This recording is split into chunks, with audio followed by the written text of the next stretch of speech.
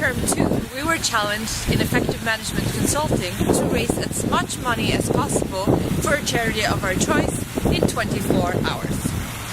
In this video, I will talk about how Group 2A performed this task and what challenges we met. I will also talk about what my role was throughout the project. As a highly competitive person, I enjoy the assignments we get at university where it opens up for students to compete, like this assignment does. Teamwork can allow for great synergies, but also result in groupthink, limiting creativity. To avoid this, we initially came out with our ideas separately before we had our first meeting.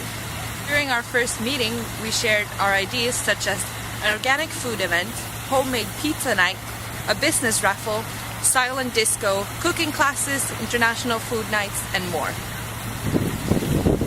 More ideas were also added as we could build upon each other's ideas. We had already during the first seminar decided that we wished to donate our money to UNICEF, an organization everyone was comfortable with and familiar with. We had also decided to look at a problem at the university that we wished to address.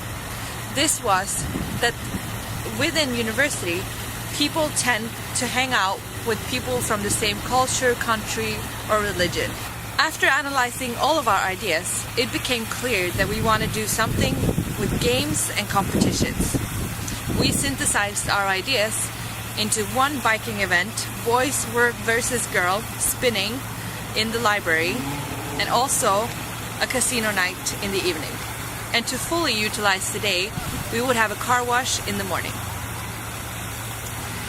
As required to better understand what the activities would need of resources and what stakeholders they would have, we used the concept of rich pictures from soft systems methodology.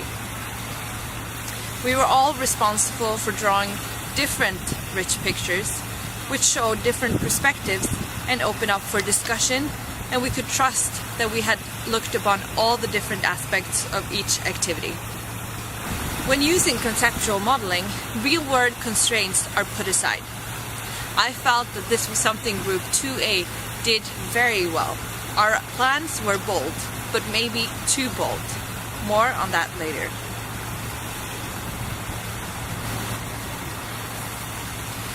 As this was a project over a very specific time period, 24 hours, we created a detailed timetable showing what needed to be done when and who was responsible for each activity.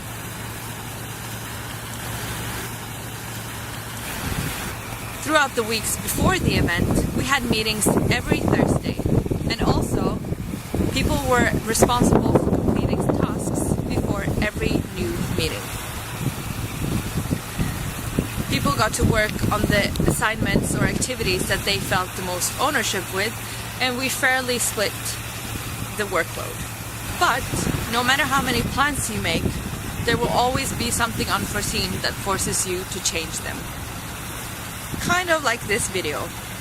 Originally, I was planning on filming it here, in this beautiful mountains of Norway, but ended up on campus, nearly as beautiful. Few days before our event would take place, we received a final no from university to complete our car wash. There was too many risks involved, and there was too little time for us to plan a new event. This was not the only challenge we met right before our event.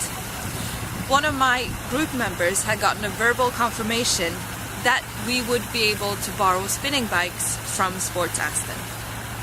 But when I went to confirm the pickups, the manager was there and gave us a clear no. The bikes would not be removed from the gym under any circumstances. This brings me to our stakeholder management. We thought we had full control over our stakeholders, but clearly we didn't. We trusted in people's verbal confirmations when we should have gotten it in writing. This is an aspect from conceptual modeling, monitoring, and control that we avoided. the stakeholders that eventually did end up affecting the outcome of our project had been mapped out as high-power stakeholders, but they were not managed as closely as they should have been. As an example, we identified the library and gym staff, as well as security, as stakeholders with high power but low interest. Whether or not they should have been identified as high interest as well, I disagree with, but they should have been managed more closely, discovering the inaccuracy of the simplistic stakeholder mapping model.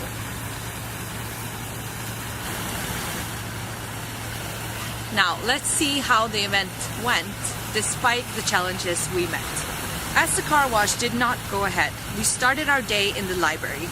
Sadly without the bikes, which was meant to be what would draw people to our stand. We decided to let people help us answer questions. How could the university be more integrated? We created the Tree of Integration and used this to get people interested. We asked them, "Hi, would you like to help us fill out our Tree of Integration?" And people came up with great ideas, such as a multicultural festival at the end of the year, cross-cultural sports tournaments, more food events, and funding for smaller societies. This worked pretty well, and as people were drawing up their ideas, we told them about our casino nights, and we sold tickets for the raffle and the event. From the library, with also going outside with the donation buckets, we made £87. Also, we had set up a Just Giving page so that people could not use the excuse that they did not have money on them. The Just Giving page also gave us £67. At the casino, we got 12 paying students, resulting in £60 in entrance fees only. Further, we had a stand where all casino customers could donate and buy snacks that we made or bought. This resulted in another £81. At this casino, students got tutorials on roulette and blackjack, and overall they seemed very pleased with the activities. A characteristic in our group, and in probably most other groups, was that some spoke a lot louder than others. I found myself somewhere in the middle and saw it as my role to be a negotiator and to make sure that everyone's perspective was heard. After completing a questionnaire, it was clear to us that generally the team was satisfied with how we overcame the challenges we met and how we had worked as a team. But the result was not what we had hoped for because of the lack of stakeholder management.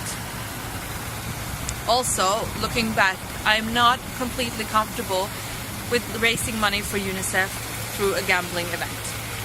UNICEF said themselves if it wasn't for the fact that this had been a student event, they would not have accepted money from gambling. Furthermore, as the car wash did not go ahead, we should have stayed longer in the library. So, what could we have done?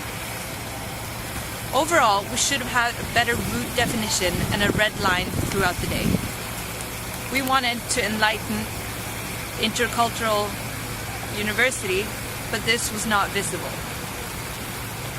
A suggestion I have come up with after this was that we should have teamed up with more societies, religious and cultural, and had a big stand where people could try on different cultures' clothing. In Oslo, they do this every year, allowing people to try on a turban, spreading awareness and decreasing the fear of the unknown. Nevertheless, we did end up raising nearly £300 for a great organization. And the key lesson I take away from this is that stakeholder management is key for a successful project.